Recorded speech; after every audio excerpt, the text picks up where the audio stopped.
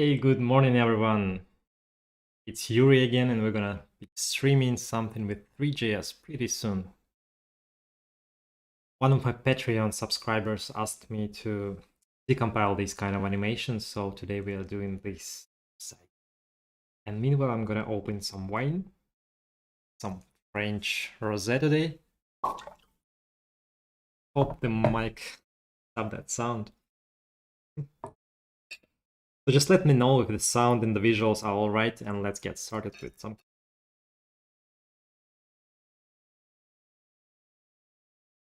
Had some wine finally. Hey everyone, hope you're having a good Sunday morning. Let's code something. Cheers, guys. Hope you're gonna have some fun with me or then the rest of the Sunday too. Yay. All right, sound is great, visuals are all right, so let's start. It's autumn, it's getting cold. Yeah, actually, wine in the mornings, especially on Sunday mornings, was like one of the best decisions I made about this streaming, this whole streaming. One of the best ones. So yeah, let's get going. So we're gonna decompile this website, and I'm gonna give all the credits because the studio that made this website is actually an amazing studio. It's called Immersive Garden.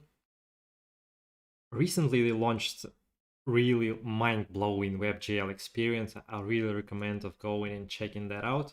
It's not the website we're gonna build today, and probably it's quite complicated, but maybe we'll decompile some parts, at least this one, because I really like how they are flying there in the mountains. Really like the not even the technical side, but the emotions that you get from experiencing this. It's actually quite an amazing experience.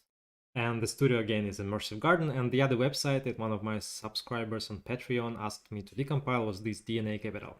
And at first I thought it's actually kind of it's just particles. It's nothing crazy math. It's nothing impossible at the first sight. But then I decided that I actually never did something, I don't know, simple. It's not that simple in the end, actually. But I decided I'd build just the particle system and maybe experiment with it and with some tech that I had from the previous streams, and we'll see what's gonna happen then. Because I don't know myself what's gonna be in the end. Hey everyone, just share your location. It's always fun to see like where you're watching me from, which countries, which parts of the world. It's so crazy and actually inspiring to know that people watching you from crazy locations. Crazy from Ukrainian point of view, of course, but still, for you it's just your home. Let's get started. I'm gonna use my default template. You can find it on my Patreon again, but it's there are a couple of streams that I actually coded it from scratch, and there's nothing really that special about it. Let's get to it. Let's first run it with the parcel. By the way, parcel, I think just recently they got it released, the version 2, so it's should be pretty stable now. Okay, we got some people from India. India, London. Gotta learn some Indian greetings. Oh, uh, I'm not that profound with the text yet. If there's gonna be it's something in the Middle East, probably, right? Feel ashamed to not know the flag. Okay, right. And yeah, let's get going. Let's get going. I just ran my template. We got this in my template by default. And then let's try to decompile this website on how to achieve these beautiful particles. It's, just particles, but still, there are a couple of, like, I don't know, numerous things, small tweaks, just to achieve the right magical look. Because if you just do random particles, it's not gonna look the same. Oh, please, someone from Ukraine. All right. So let's open everything up. I'm gonna do the window layout. I'm gonna close the other websites. Where do I want the preview? Probably on the right. So you don't want to be. You don't want to see me instead of the code, probably. more important than me. But the visuals are not so. Right, and then the chat. Zagreb. Oh, Georgia. Okay, we've got some geography today. All right. So that's a JavaScript file that I'm usually using. This is just a bunch of stuff that I actually should have deleted like a year ago already. I don't need that, but still there. All right, so far we just got this. So how do you get the particles? First of all, I have the vertex shader for the particles. The only difference is that it calculates the point size for me. So I actually can replace the vertex with the vertex particles.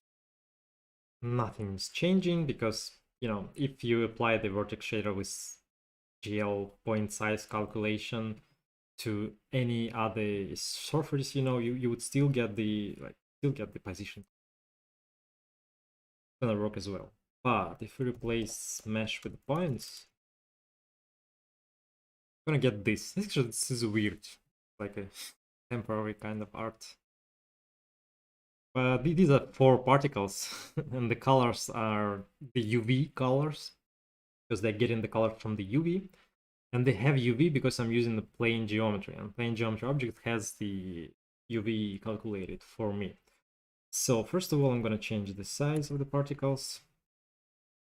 Now they're pretty small, so you can't really see them. So there are some particles. You can actually change the geometry, and the easiest way to create a bunch of particles is just create geometry, and they just take the positions from the vertices of the geometry. Oh, Norway and Africa. All right, right. Nobody's watching from the US because the guys are sleeping. I like that. I like the sleeping part. All right. So we have the plane, we have particles. Now, how do you go from these like ugly looking particles to something beautiful? Well, first of all, I'm gonna run the color snapper. The color are roughly black. So first of all, when you make everything black, when you make a black background, everything starts to look better with a black background.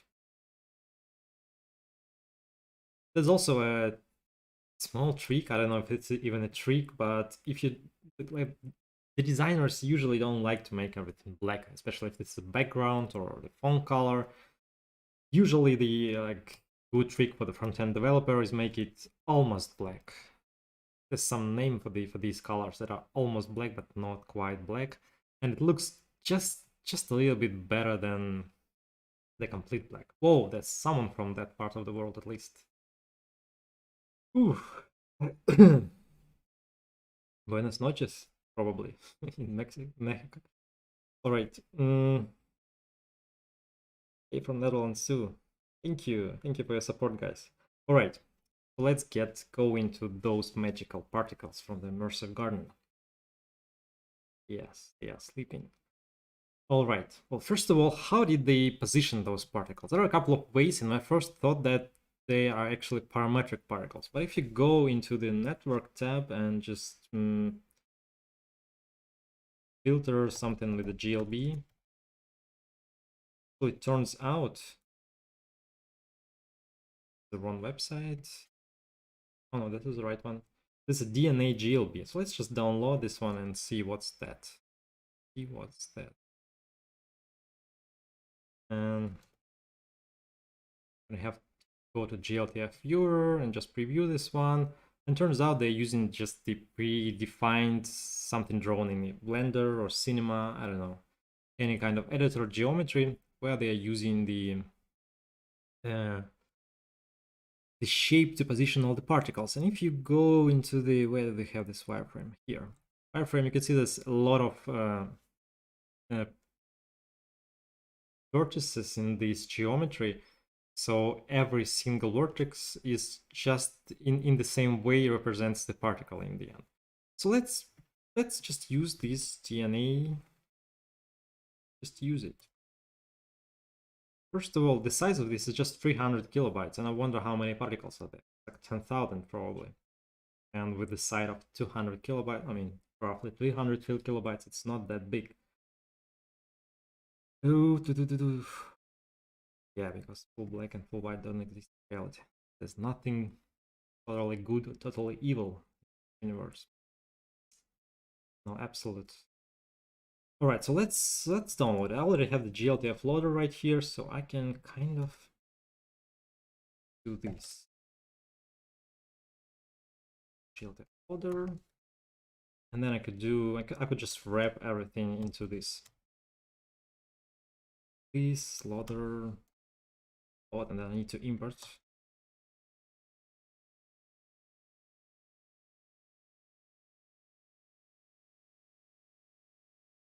DNA GLB,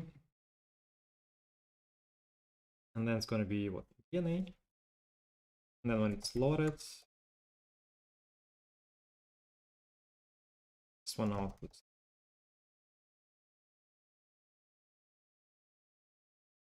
Let's see what it will not, because this has been compressed with the Draco loader, and this is a pretty good compression. So actually, I think this object would be roughly like megabytes or maybe 2 megabytes in size if you uncompress it. But compressed to just 200 kilobytes, but that means that I have to use the Draco decompression. And for this, I need to use the Draco loader. And then I would need to instantiate that one. Don't really remember what to do next, but we can just how to use Draco three.js GLB, something like this. How to use Draco with GLTF loader in the React. Not using the React, but we could still benefit from this answer. So we need to set the decoder path, and this is actually some WASM module that we are referencing right here. It's going to be this Draco loader set decoder path this location, and then we need to set the Draco loader for the GLTF loaders. It's going to be this just loader and this Draco loader. Let's see what's going to happen now. Really happened. Let's try the constructor. Oh, this is probably all uppercase, and I used some camel case there, right? Where did I make them?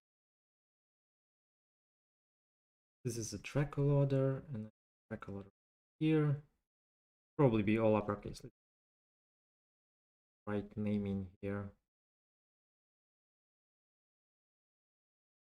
This rest should be fine.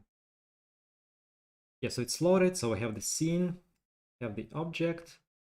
It's just a single mesh, so it's scene children 0. And usually it's a good idea to run everything just up. Already loaded. Scene children. Let's get to that mesh. We have this mesh now. It has a geometry. Let's just see how many particles are there. So it's 100,000. So it's 37,000 particles there. I need to divide it by 3 because like each particle has 3 numbers to position it in the 3D space. Why not export chord points instead of GLB? Because it's probably going to weight a lot more. So imagine it's 100,000 numbers. So if you just use it as a text file uncompressed, it's going to be weighing a lot more than 300 kilobytes. And that's not just the positions of the particles, also UV saved in that mesh. That's another like 74,000 numbers there. But I think the main reason is not actually the size.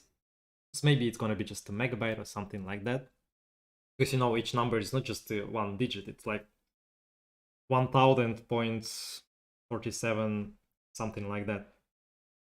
And then the main reason I think they have more control over the shape that they see on the screen, because they really wanted it to look exactly like they had in the design, or maybe exactly like they had on the previews that they sold to the client. Like, because you have to understand that before people develop these kind of things, they usually like make a rough sketch in a Blender or Cinema just to show the client the preview of the website, how it would look like. And then it's pretty easy to just export the same shape, not to try to replicate that one in the JavaScript. It's going to be exactly the same shape. The look is going to be exactly the same. So it's a maximum control and maximum predictability. So I'm going to save this geometry into this one. This geometry into what? Like,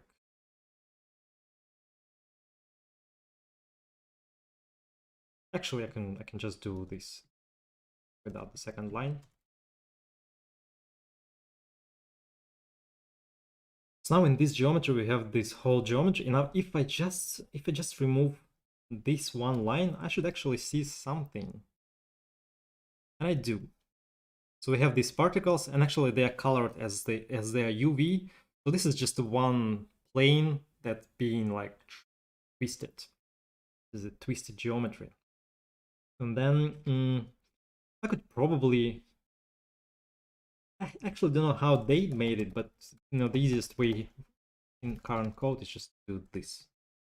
So we're gonna arrive at the center of this whole shape, see all the particles, and then get going. It's just the beginning, a lot of other stuff to it. Now we have all those particles. It doesn't look too magical to me yet. Morning from Uganda, whoa. That's, I think, the first time, right? Ooh, right. Morning to Uganda too. We have the shape, and actually like these kind of spirals have an illusion. So if you just rotate the mesh, right now I'm just rotating the mesh, you have an illusion that the mesh is moving up or down, like that. So first of all, I want what I want, the colors. So let's do the colors. Let's color them. I already know that they actually used three colors. And I'm just gonna use them with the uniforms for my shape. Maybe U color. Better to call them. So there's no mistake, it's uniform. Have the U colors, and it's not the right shader to them actually. Here. So right now it's UVs. If I just replace it with the color, it's gonna be all red. And then I want to replace it with the U color 1.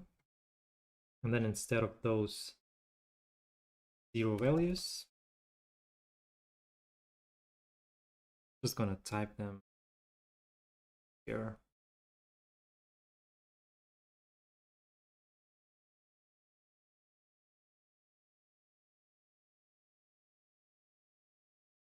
One of the colors, the other one was,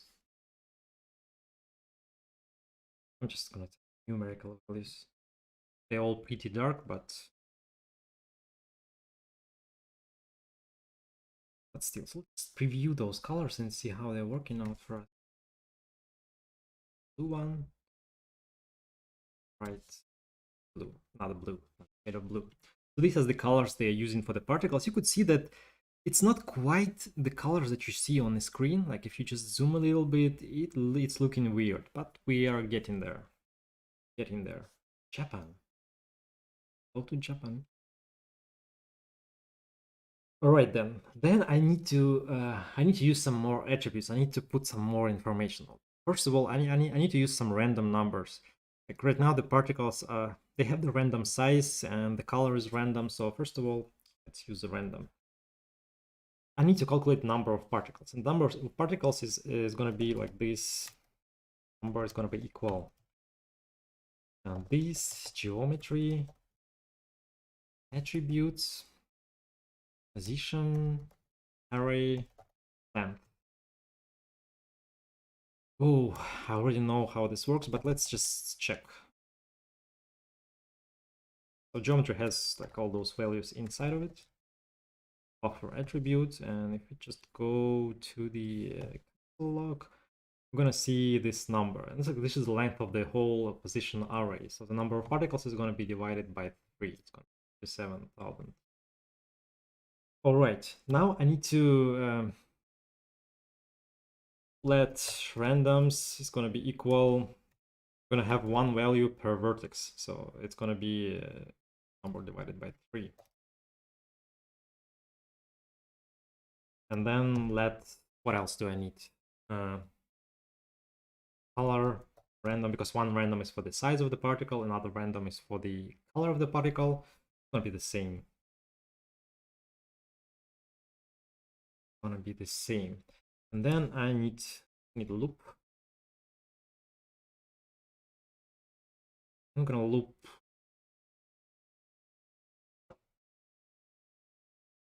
where are we gonna loop which value? This or divided by 3? Divided by 3. And then random set, that's a method for the float 32 arrays. And you can just set random on the exact spot on this array and the color randoms. So this way you just you just populate those arrays with some values. And then I need to attach those values to my new geometry. A lot of people from India we have.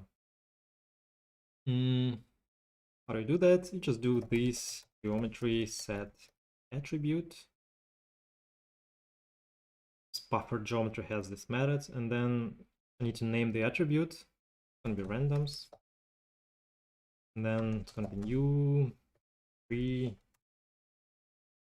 buffer attribute.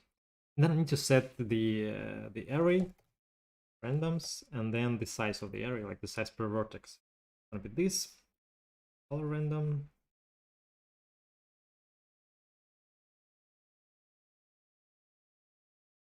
So now we have these two values. Let's try to output them first. So here, I'll just declare them. Attribute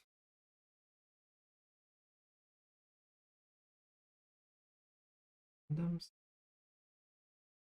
Well, let's say I want the size of the particles to depend on these values. Because I don't want the particles go all the way to the 0. Oh, maybe I want to. No? It's looking pretty cool. So now we have the random values attached to every point in our geometry, and it's pretty cool. I would like to use the color randoms inside my fragment shader. You can't really do that just like that. You need to add an additional step. It's gonna be v color random. Say, I'm gonna set it inside my vertex shader, and I need to declare that one inside my fragment shader. This is the way to go. And then, okay, so right, so I have the random value between 0 and 1, and I have 3 colors right here. So let's do the final color equals hue color 1, and then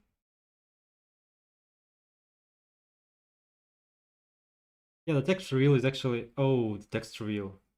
Yeah, I confused it with the webgl, but the text effect is actually pretty cool, but it's done with the CSS. Might explain it a bit later. Just the CSS effect. And then final color is, let's say, mod 3, and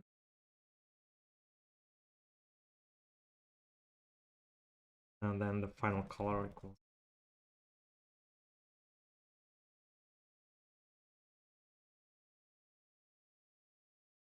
and like the rest.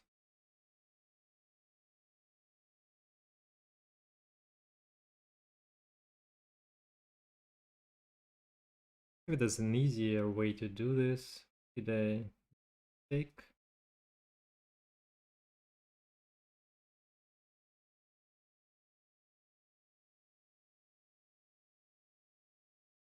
All right, so now we have the random particles. It's starting to look kind of closer to what what we need there to do, it's still like far from that. Let's get going. Let's get going. And the next step is they are not actually using the square particles. If you look closer, they're not really squarish. They are just circles. So to make the circle out of particle, we need to use the built-in UVs for the particle and just output that as well.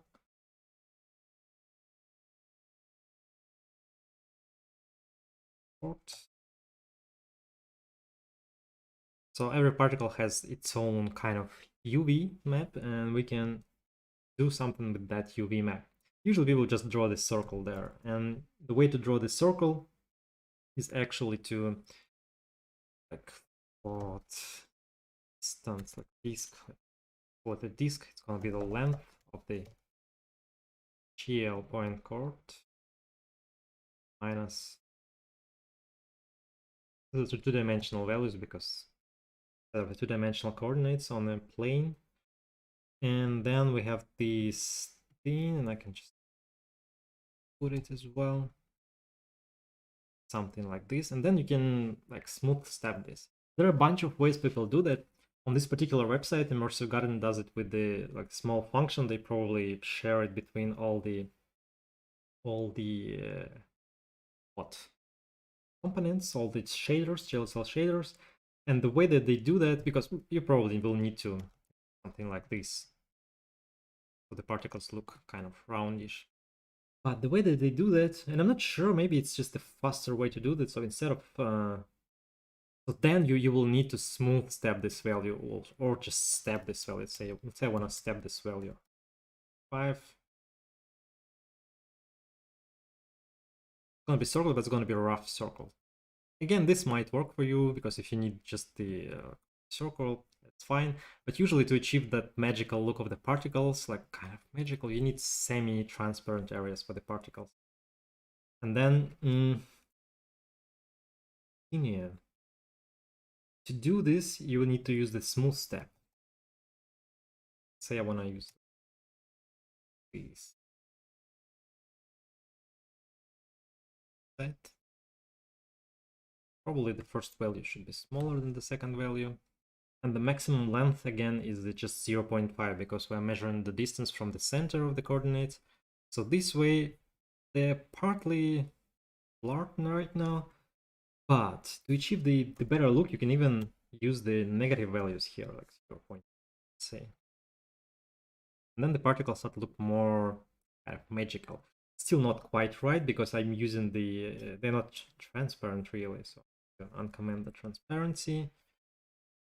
It's starting to be transparent, but I'm not using transparency in the shader. So now I need to use the transparency in the shader. Like this disk value, I'm going to use it as a, say this is going to be not disk, but just alpha. I'm going to use this alpha here.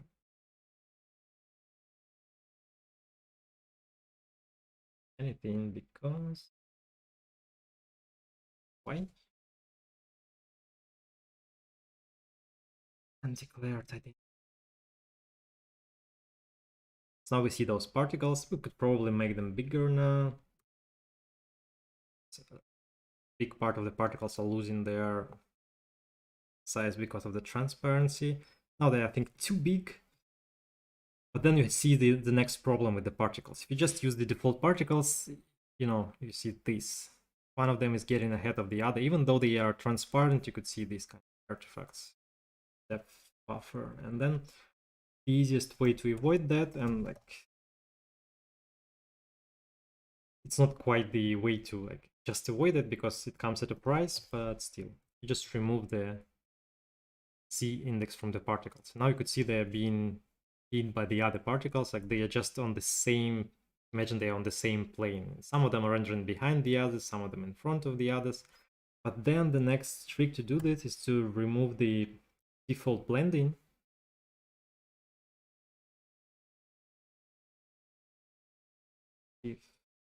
Then you get kind of this. It's still not looking right. We need to bring back the color. Bring back the color. Now I have the particles. They're starting to get brighter. You could see they getting this kind of magical look because they are white in the center. By the way, why the hell they are white in the center? Shouldn't be like that. Way they are just white.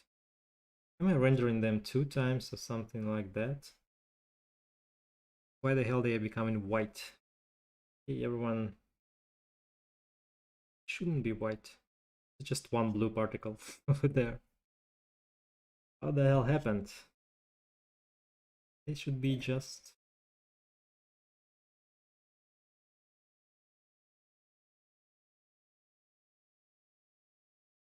Alright. What's wrong with you, part? Red, it's red. If it's, let's say, something like this, something like this. Why the hell do I lose all the information about the color if I just use one? Because of the blending, probably, but... Why do I lose it with blending?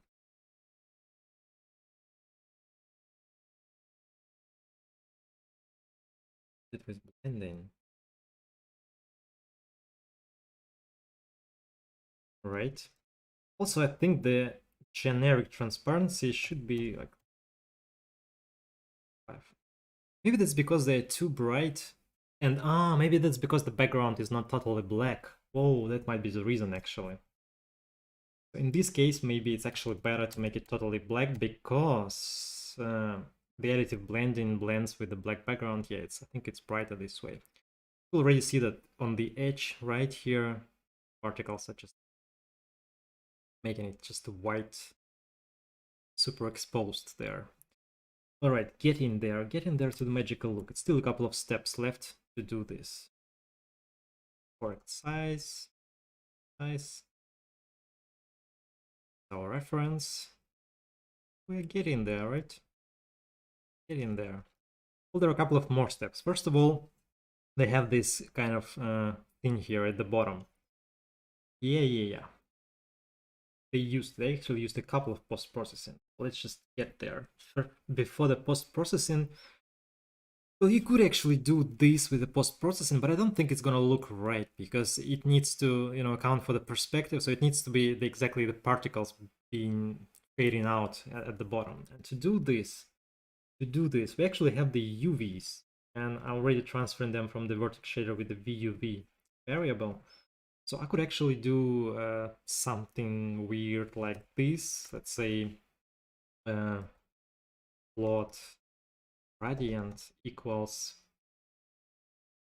what? It's gonna be just a step 3 VUV, say X, and then I could multiply my alpha with this step. See what's gonna happen. I actually just lost half of the particles. The shape is now different. Let's make it 0.1. No, 0.9. I could see the difference. We could actually achieve this kind of shape out of the geometry because we are cutting all the particles with the UV values less than 0.9. And then I could actually do the same, but instead of step, I'm going to use the smooth step. And then I'm going to use in here, maybe. Don't remember the values, but let's just get them. Yeah, it's at the bottom, so maybe... Yeah, we're getting closer. So you could just come up with those values if you just try a couple of... Okay. Usually depends on like where we would position our whole plane. So I'm gonna move the camera a little bit. It looks kind of like on the website. And then I'll much.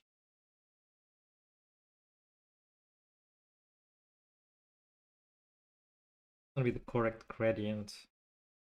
0.3. I need it to be like green.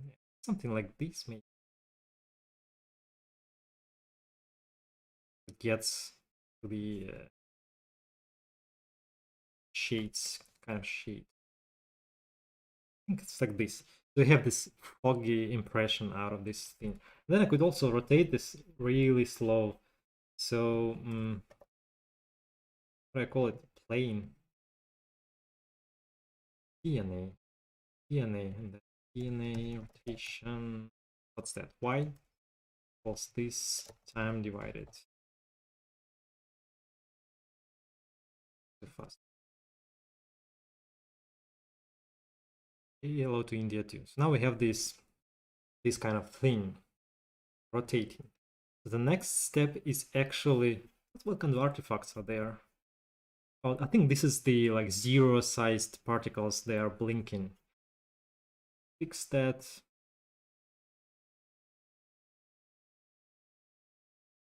There's no zero-sized particles anymore. Back. And then we're gonna get rid of that anyway. So first of all, we'll need to add the post-processing. And they are using two post-processing effects to achieve the magical look. Let's do that, and then let's do something more. Like, if we'll have time, I'm gonna experiment a little bit. Had a couple of ideas what we could do with those magical particles. Then it's not what I was looking for. All right, here. First of all, we need bloom pass. Bloom pass makes everything beautiful, and then I'm gonna add another post-processing step, which always makes everything more beautiful. So now it's like you couldn't lose with those special effects. You know, the only thing you could lose is like everyone will be using them because it's just makes it better. So first of all, it's going to be the bloom pass, and it was the black background that makes it better, and then we're going to use the another cheat post-processing step that makes everything better, always everything better. I'm gonna need this bloom pass, and I'm gonna composer and all stuff, paste that, and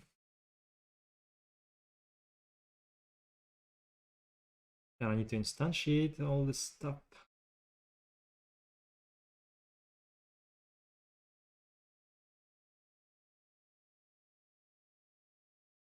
We need post-processing. I also want to uncomment this progress, and I want to set this progress to my particles later. So then I need to do all these things.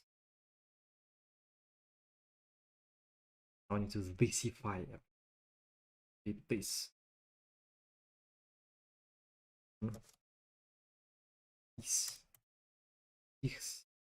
This.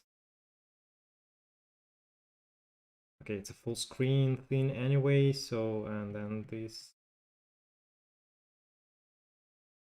Then there's some params. I don't actually need them because they're being set right here. It's those params. And then I think I had the values set there. This one a bit bigger, and then let's experiment with the last one. And I'm gonna add this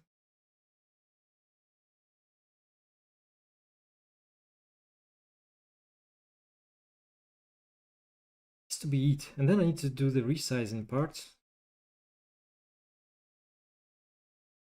I also need to do the resize after. First, need the post-processing.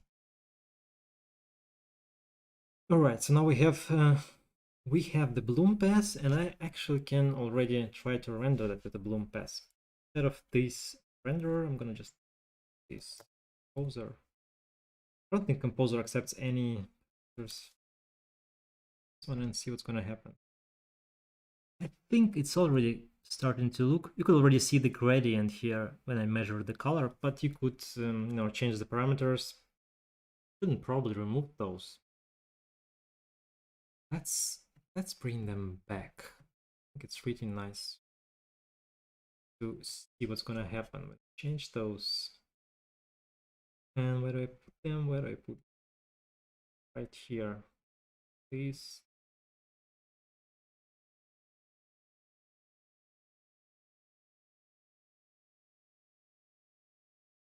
Not actually here, but inside my animation frame loop. And I need bloom threshold, bloom strength, and bloom radius.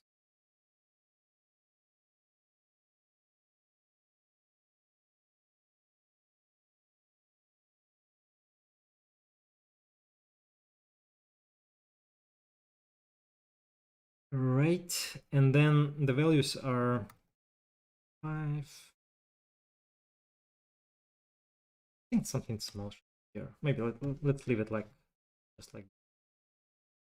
And then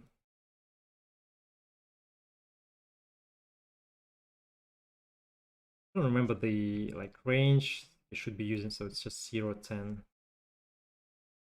See what's gonna happen. Something is wrong. Bloom threshold, reading bloom threshold, because we don't yet have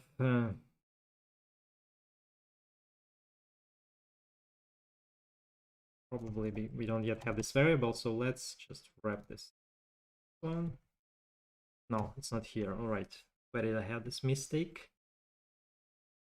Please bloom path threshold, bloom settings.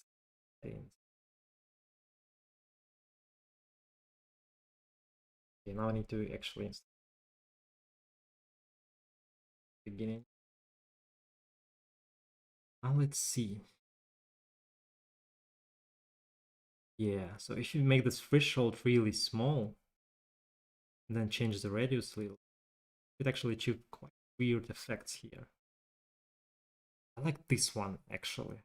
Makes it so bright, so when they overlap, it's just super bright. Supernova effect. But I think like the values that they used it wasn't really big bloom effect for them.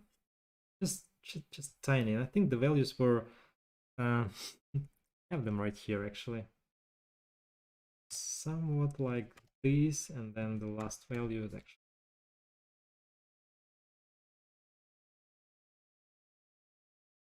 I should actually set them here now, not there. I think these were the values. Then you could always change the threshold a bit smaller so it makes it even more brighter. So just a tiny bloom effect always makes it better. But then that's just it's not it, you know. You also have another cheat shader, and that shader is called Chromatic Aberration. So let's use the Chromatic Aberration. Yeah, thank you. Got that S. So how do you add the Chromatic Aberration? It's actually a pretty famous shader, and if you just look for the like chromatic aberration, that's the first thing that's coming up, and just look into the GLSL. How would you implement that? There's already ready to use shaders. They are all looking kind of the same. What I can do here is use the custom pass, just like I used in the previous stream. I think I'm gonna go to the previous stream, and then not the one full stream. I think I used the custom pass shader, right? And I could just copy the template right here. And the only like special thing about it is it's actually just some kind of object with the uniforms. It's just two shaders with the uniforms. That's it. It's a pretty simple object. But then I think I have it somewhere here already exported the aberration shader. It looks like this. It's actually the same shader that you see right here. You can even compare this one. So the most important part is this loop. And you could see these loops are kind of, are they the same? Yeah. Given the names of the variables are the same. Everybody's copy pasting them around. I'm not even sure what was the first study. Maybe probably from some NVIDIA shader or something like this from like 50 years ago, 1,000 years ago. So anyway, I have this custom pass and I have this aberration shader. Was it here?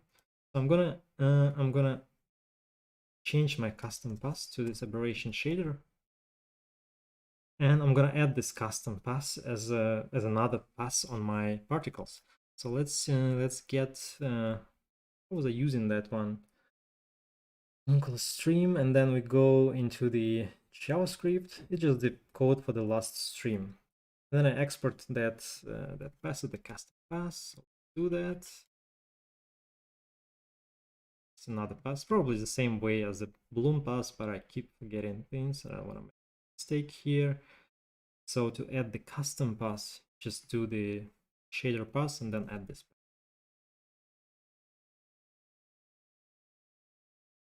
And then, all right, then we have the custom pass already imported here. Then the custom pass is the aberration shader. Call it custom. Maybe let's call it aberration shader then there. Make it right.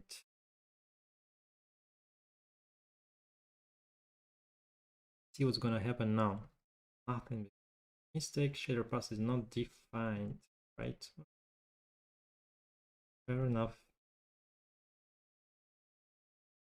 We have it. And now you have this kind of depth. It's not actually a depth because this depth is the same at the bottom and like it's the biggest one on the edge. And you have this spectrum offset. It's like the biggest on the edges. And it actually adds up to this magical look. First of all, we are blooming them, so we have this slight. We don't have it now. Why? Where did my bloom go? Where did my bloom go? Maybe I should first use the chromatic aberration and then the bloom pass. Probably. Maybe chromatic aberration is just offsetting this spectrum and removing this bloom thing. So the bloom thing is still there. I could see it on inside the particle field, but somehow it's being almost removed. So if I just comment this, oh, there's actually no like because yeah. Probably I should set the bloom threshold a bit smaller because I just removed this whole bloom thing from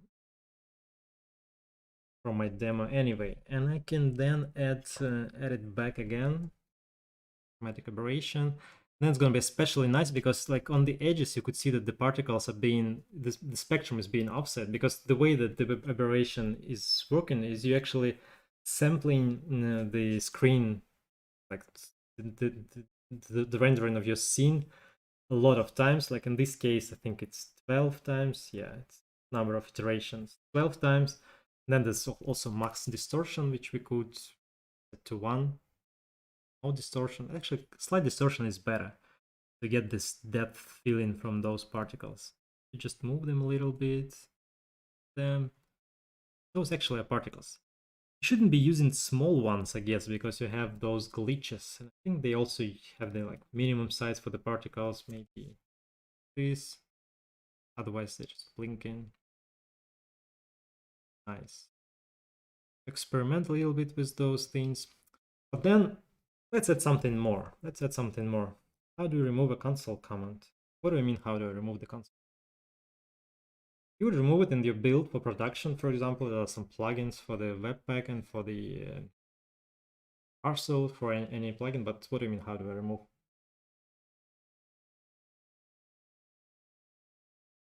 Just delete that. Then the next step, I was actually curious, like, do you really need to use this kind of geometry? Maybe you could parameterize this one. But again, they did it because of the more predictable output, probably, because they're professionals and they save in time, make it more, making it the right way from the first guess. But you could actually do this without the GLB. So let's try this. First of all, I'm gonna use this number, let's say 90,000 particles. And then, so it's the same. It's just that this geometry is gonna be new 3.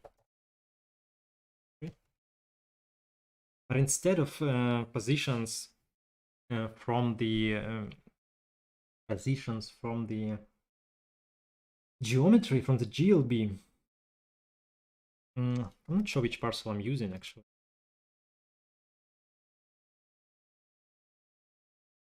How do we check?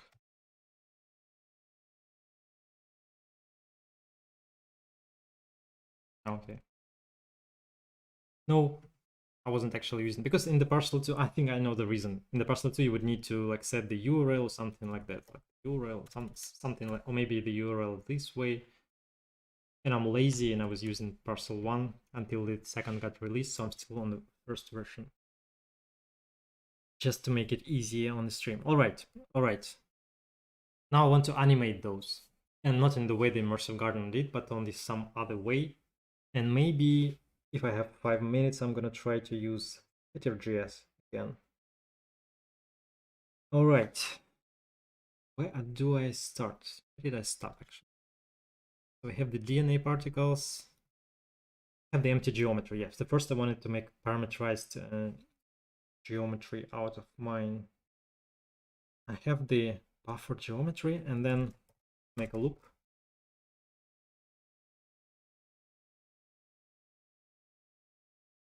Loop is going to be until this number divided by 3.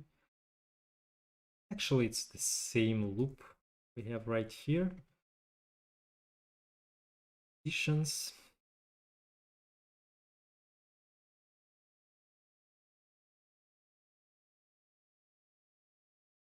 Let's see if we can achieve the same look with just the parametric geometry.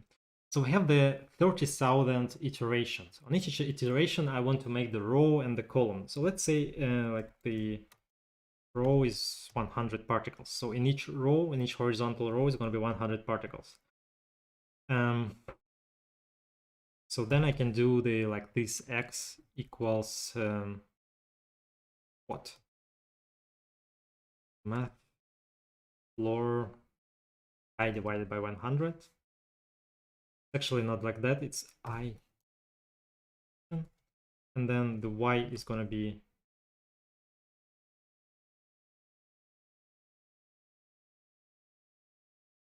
z. And then the y is going to be just something. Actually, maybe it's going to be y. Then z is nothing is happening. Because I'm not attaching my geometry. Addition. 3. Still nothing in there. The positions. Still nothing in there.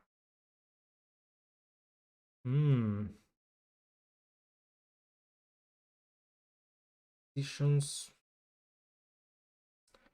should be working now.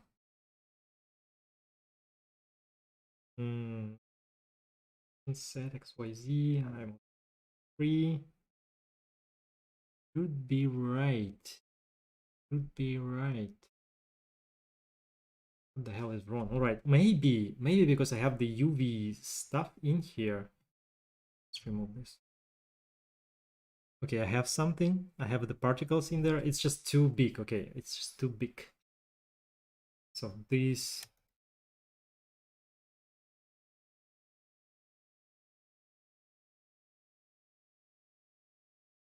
Right, so now I have those particles not being centered yet, but it's actually a pretty nice look on itself, right? Zoom into this. Fields being bloomed. Then on the edges, you also see the chromatic aberration picking up. Right here, you can see the chromatic aberration on the left top edge.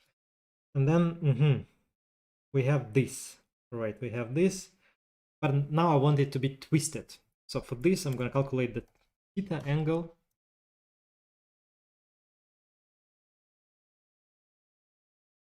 Theta angle. It should depend on y actually. So it's going to be 0.1 multiplied by pi 2 multiplied by this value. And then the radius. The radius is going to be what?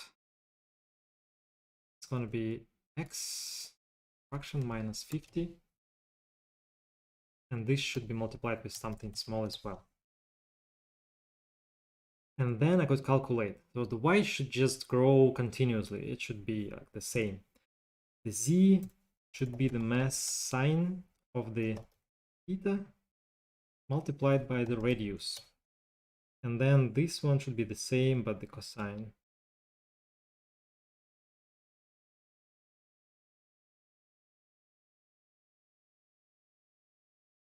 Yeah, so now we have the spiral. If you just remove for a second the...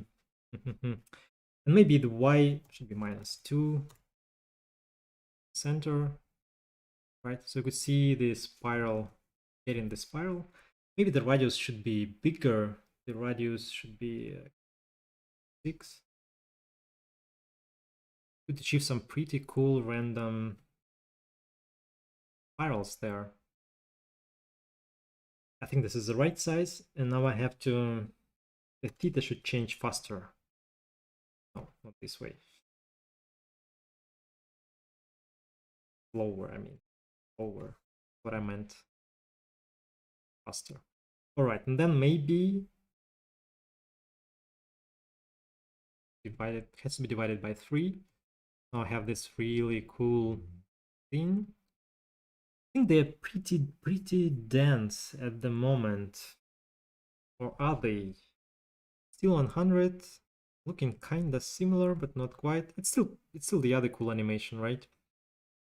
Now we have 2 areas being like really bright, super exposed. What else I could do here? So we have successfully parameterized this one. This is just a little bit of the math. Well, you could probably see the circle formula here, which is what the spiral is, kind of a circle. All right. So next thing, I wanted to maybe those particles to appear in some way. Well, the way that they appear on the original website is actually just rotating the spiral and changing the opacity and the bloom path. Yeah, it's just being rotated. It's pretty easy. Remove that code. Which code? Which code to remove? All right. And then I want to animate them in some way. So first of all, I want to change the... I want to get some kind of offset there. Weird. All right. It's actually kind of easy to remove this if you just comment this and this.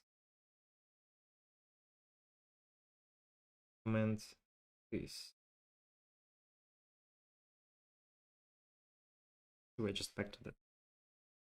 But you know, you could just as well do this parametric. And then what else could I do?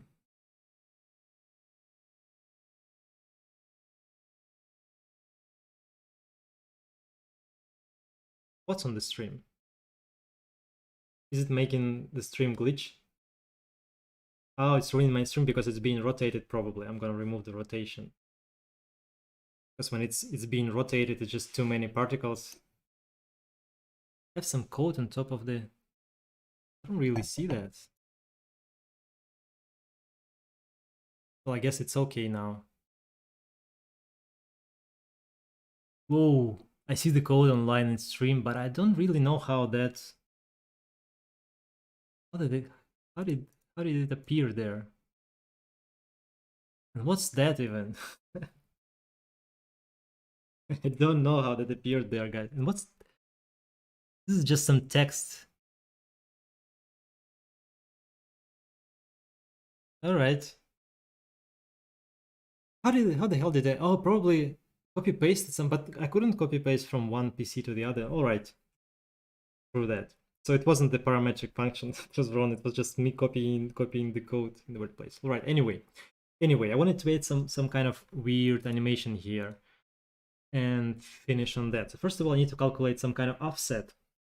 I'm gonna go to the vertical particles. I need some progress. How did the code appear on my screen? The hell? I wonder how. And at which moment did that appear? All right. Anyway, that's some weird glitch. I wanted to update the progress uniform here.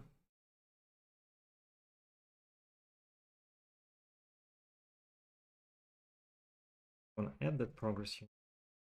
I have it in my fragment shader now. I have it in my vertex shader now. Now I could do something.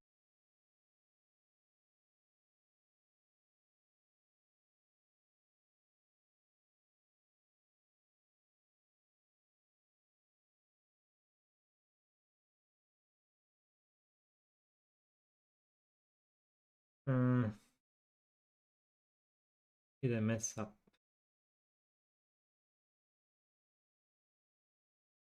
So right now it's just moving towards the bottom.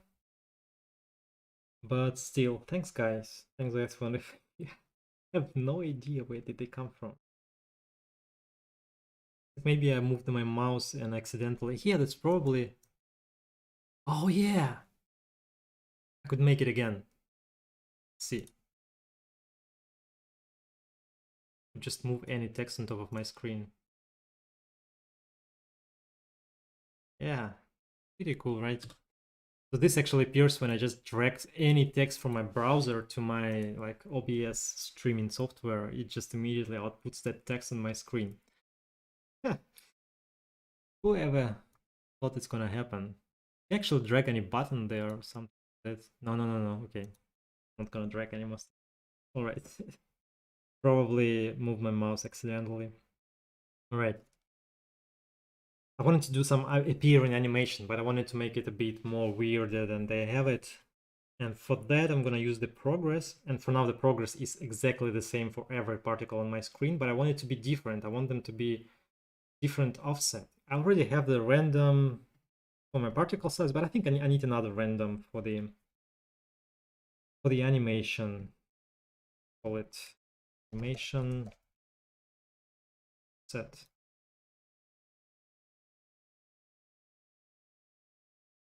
Gonna be just the same.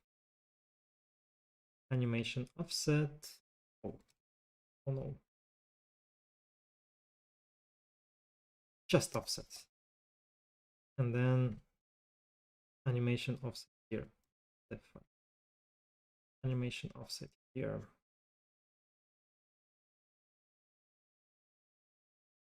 Now we have some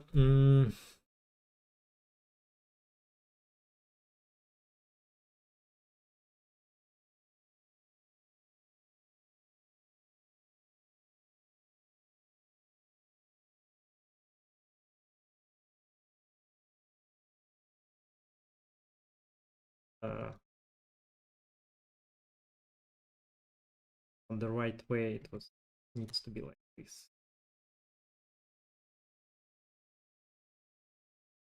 Yeah, so I have the animation offset, and then I could use this animation offset as an animation offset. So I, instead of just this, use something like this times 0, 1. So I'm clamping this value to 0, 1 range, and then here I could use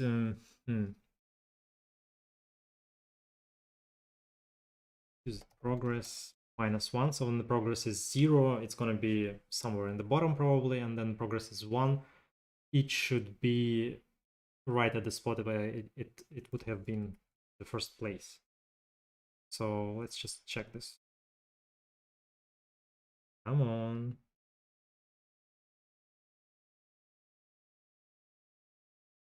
79.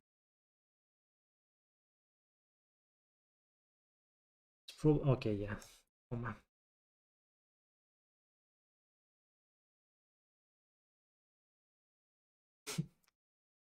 All right, that's because the values are being negative here. That's the reason. So probably it's going to be 1 minus progress. It's working now. Now I have to incorporate offset here. So maybe I should do it this way. It's going to be progress minus offset. So this means when the progress grows like larger than the offset, the particles should start moving. On the other spots, on the other case, they should just stay in place. Let's see what's going to happen. What the hell? Oh. offset and declare. All right, yeah.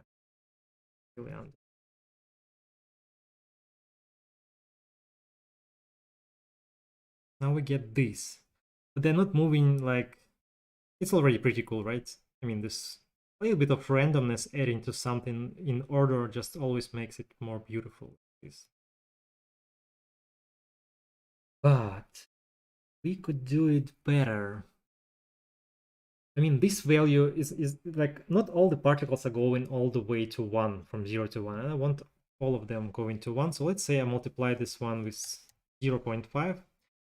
This means like this value is between 0 and 0.5. And this whole value now changes between minus 0.5 and 0.5. And if I just divide this 0.5, I'm gonna get something.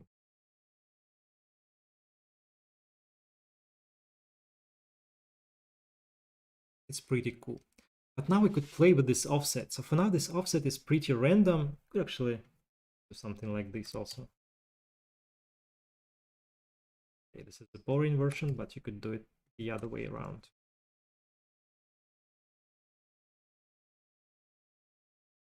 I'm not sure if it's cool or not, but that's weird for sure. Now we get kind of double spiral in some middle. It's also pretty cool. Could experiment a lot with this one, but the other thing that you could do, instead of setting all of them random, like the animation of set being random, I could set it to something like, we have this value. This. Let's say I want this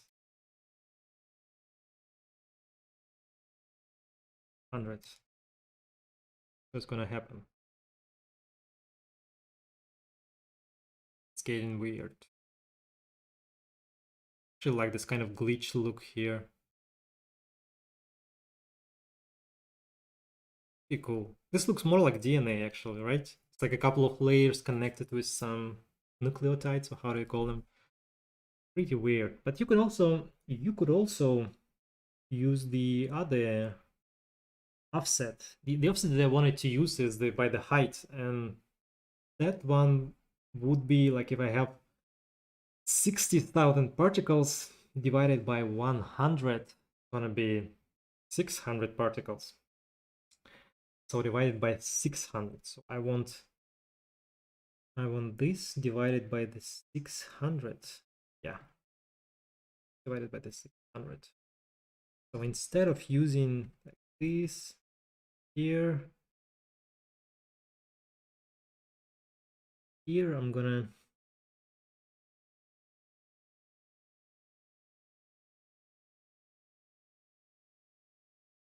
let's see what's gonna happen now.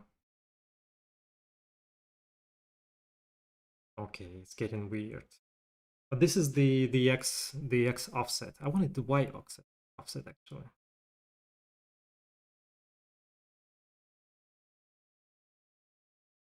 You know what? Because we are using the old geometry, because I forgot that you were complaining about the text on my screen. We could actually use the UVs here. So instead of just using the offset that I'm setting there, so I'm just gonna do like the plot UV offset equals something. And then this is something here, and then it's gonna be just the UV Y. Say UV Y. It's kind of weird, but that's because I did like this maximum values. Where did I get here? So let's say I wanted to use 2, 0. Okay, this is the other way around. 6, 4.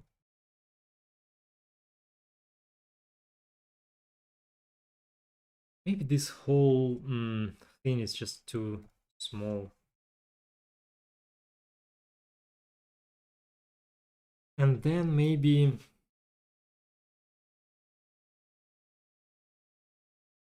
I need some easing. We need some maximum power easing, the most powerful easing, Quintic.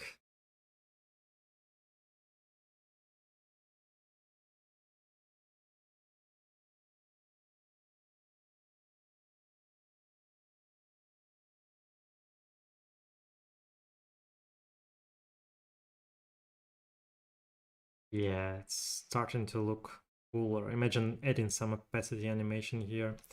We could also change, let's bring back something like this. Wow, this is like totally different thing. See, because some particles have been animated first, they're already in place and you get this weird overlap of the spiral. Really weird. Look the other way around. This is pretty much the generative art routine. You just, okay, this is the boring one. Almost the same. This is for achieving other looks. Maybe kind of this. Right. Yeah, it's like a wave coming in like the tide. And if you just use the other easing, quadratic, less powerful easing.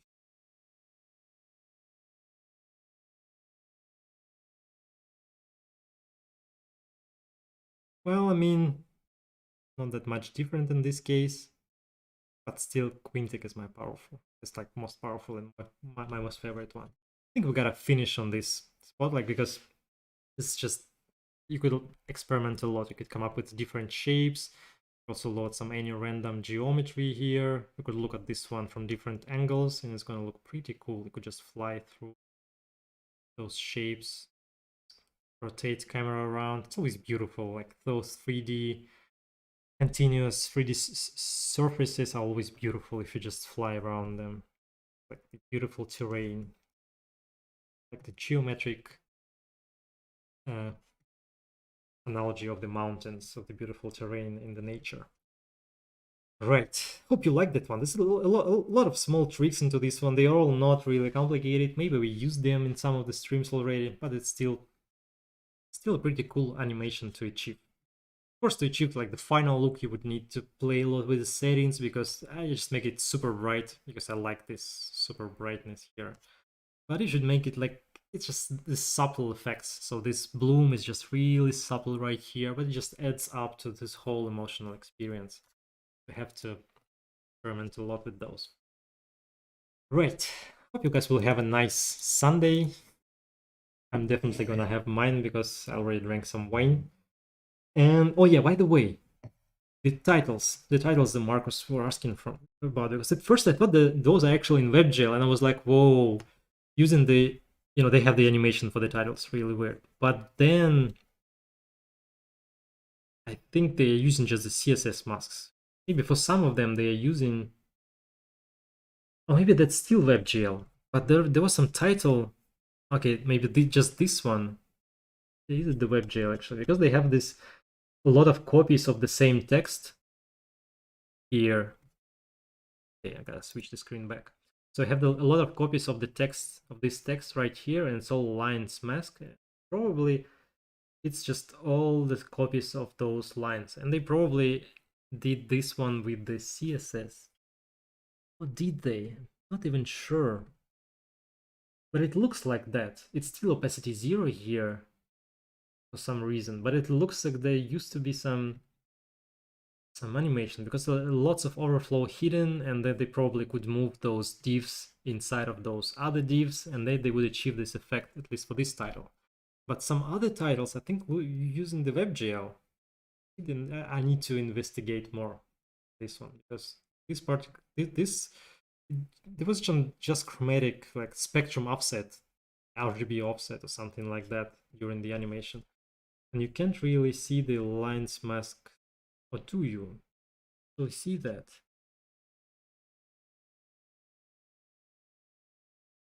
Okay, they added some, it's probably still CSS, because they are adding this glow, gradient glow with the image, with the background image, with the WebKit text fill color. And so it's probably still CSS, but I wonder how they did the chromatic aberration thing for this title. Maybe some SVG. filter or something like that. So that's still in CSS. Or not. Because this is opacity. Opacity 0. If I remove, okay, it's still there. Okay, this is how the investigation goes. Delete some of the divs. Just the last one. So it's probably in webgl.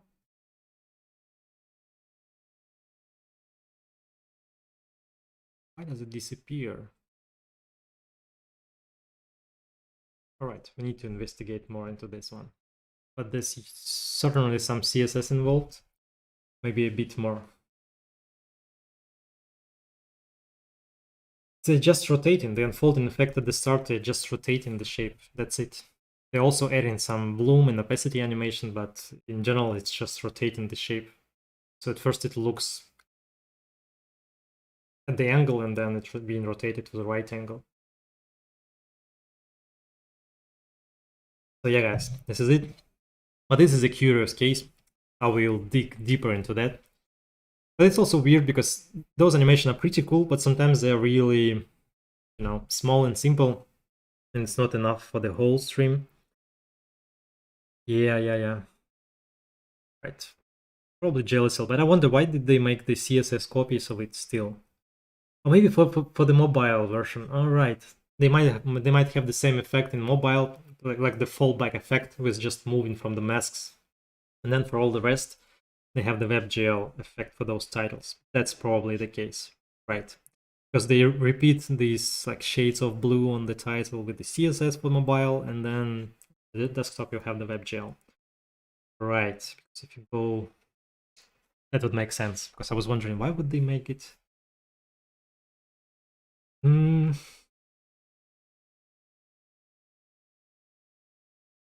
Lots of render calls here. Yeah, they render into the webgl, so it's in webgl, but they also have the fallback probably in the CSS. Confused me. Restart the website for the mobile.